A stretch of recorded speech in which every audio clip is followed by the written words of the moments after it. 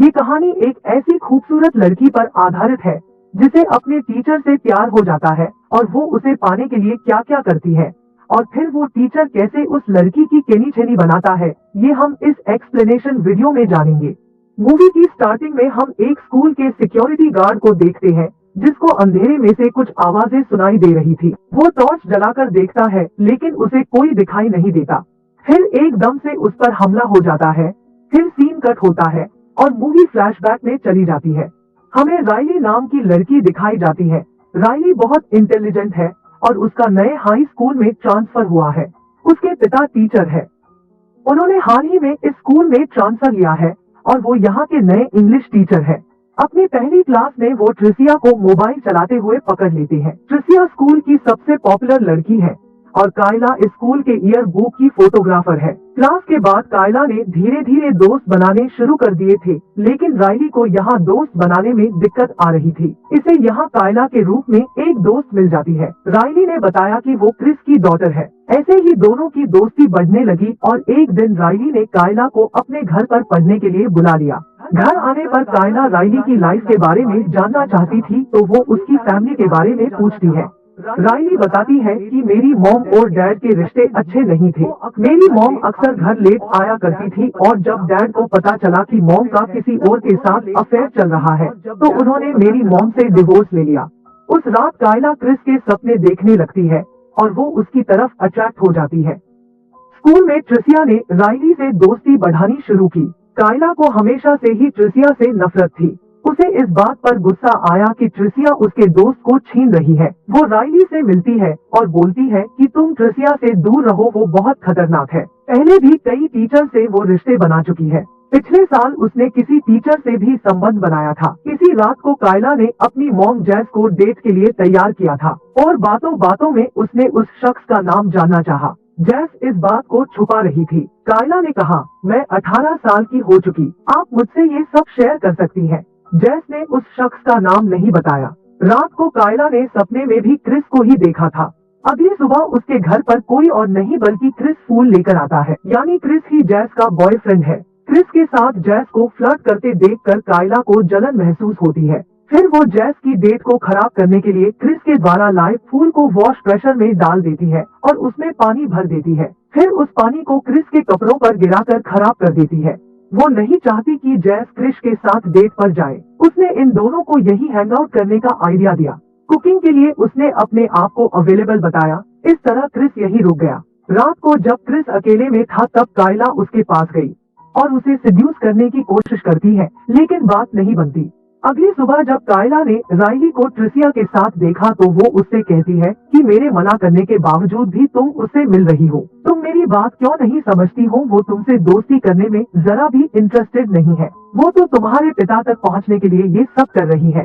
Riley कहती है कि मैंने ट्रिसिया से बात की थी। उसने मुझे बताया कि टीचर के साथ उसने नहीं बल्कि तुमने संबंध बनाए थे।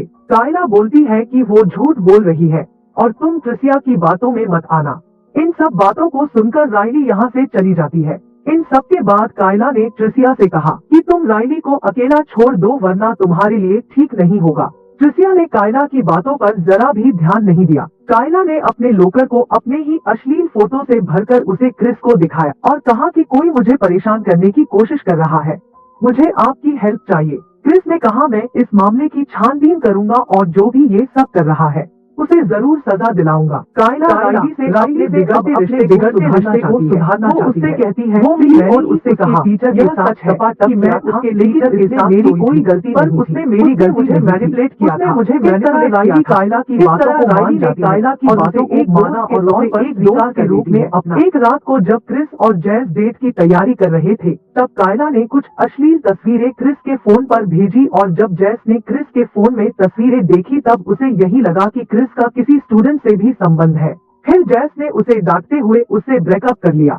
जब क्रिस अपनी गाड़ी में होता है तब कायला उसी गाड़ी में आकर बैठ जाती है। वो क्रिस को सेड्यूस करती है और उसे किस करती है, लेकिन क्रिस को ये सब ठीक नहीं लगता और वो उसे अपने से दूर कर देता है। अगले दिन पुलिस ने ट्रिसिया को अरेस्ट कर लिया। इसकी वजह उसके फोन से क्रिस को अश्लील फोटो के साथ साथ मैसेज भेजे गए। क्रिस के कंप्लेन पर उसे अरेस्ट कर लिया गया। यहाँ तक कि कायला ने लॉकर में अपनी अश्लील फोटोज का इल्जाम भी उसी पर लगा दिया। एक रात जब राइली की बर्थडे पार्टी चल रही थी तब कायला भी वहाँ आई हुई थी।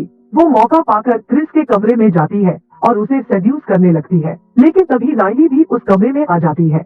उन दोनों को नजदीक देखकर वो गुस्से में वहाँ से चली जाती है। क्रिस उसे समझाने की कोशिश करता है, लेकिन राइली उसकी एक नहीं सुनती। फिर क्रिस पार्टी में आए हुए सभी लोगों को जाने के लिए कहता है। राइली जाकर सब कुछ जैस को बता देती है। अगली सुबह स्कूल में जाकर जैस क्रिस को थप्पड़ मारती है और कायला को वहाँ से लेकर चली जाती है। कायला अपनी मॉम को बहुत बुरा भला कहती है। वो बोलती है कि मैं अब 18 साल की हो चुकी हूँ और इसलिए मुझे अपने फैसले लेने का पूरा हक है। आप मुझे मत सिखाओ कि मुझे क्या करना चाहिए, और आपको शायद पता नहीं कि क्रिस भी मुझसे प्यार करता है। क्रिस जब अकेले में बैठा था तब राइली उसके पास आती है। क्रिस अपने किए पर बहुत शर्मिंदा था। वो राइली से माफी मांगता है। उसने कहा कि जो कुछ भी हुआ उसमें मेरी कोई गलती नहीं है, ये सब कायला ने किया है। तुम कहोगी तो मैं उसे कभी नहीं मिलूंगा। राइली ने क्रिस की बातों को समझा और उससे वादा लिया कि वो अब कायला से वो दूर रहेगा। इस तरह उसने क्रिस को माफ कर दिया। अगले दिन कायला ने ट्रिसिया को फोन लगाकर स्कूल के बाहर मिलने को बुलाया। जब ट्रिसिया यहाँ पर आई तब कायला ने कंफर्म किया कि उसी ने उसे फंसाया है। इसके बाद कायला अपने आप को ही मारने लगी और अपनी अंगुलियों पर काफी चोट पहुंचाई। ट्रिसिया उससे पूछती है कि तुम अपने आप के साथ क्या कर रही हो। कायला ने देख लिया था कि क्रिश दूर कार में बैठा है। वह चिल्लाई। क्रिश और राइली जब यहाँ पहुँचे तब कायला ने कहा कि ट्रिसिया ने मुझे मारने की कोशिश की। इस पर क्रिश ने ट्रिसिया को डांटा। ट्रिसिया को कायला को मारने के जुर्म में अरेस्ट कर लिया गया और कायला को हॉस्पिटल ले जाया गया। यहाँ राइली अकेले में कायला से मिलने आई। कायला ने कहा जो हुआ उसके लिए मुझे पछतावा है, मैं आगे से ऐसा कुछ नहीं करूंगी। राइली ने कहा कि तुम आज के बाद मेरे डैड से नहीं मिलोगी। कायला ने अपनी सारी गलतियों को स्वीकार किया और इस तरह दोनों फिर से दोस्त बन गए।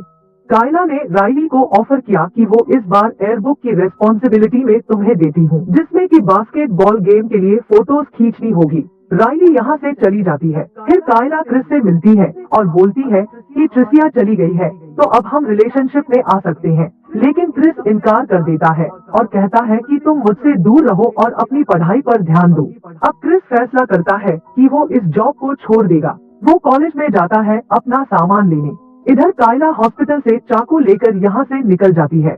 वो राइली को कॉल करके बुलाती है। जब राइली आती है तो वो उससे बोलती है कि हम दोनों में से सिर्फ एक ही क्रिस की जिंदगी में रह सकती है।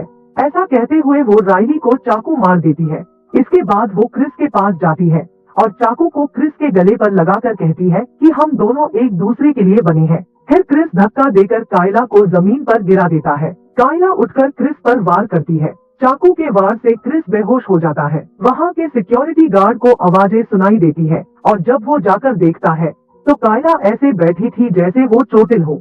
उसने हेल्प मांगी। गार्ड हेल्प के लिए दूसरी तरफ गया। इधर राइली जख्मी हालत में गार्ड को वार्न करते हुए कह रही है कि यहाँ से भाग जाओ, तुम्हारी जान को खतरा है। तो गार्ड कुछ समझ पाता पर कायला ने चाकू से उस गार्ड को वहीं मार दिया। राइली और कायला में हाथापाई हुई। राइली ने पूछा कि उसने उसके पिता के साथ क्या किया है, पर कायला उस पर वार किए जा रही थी।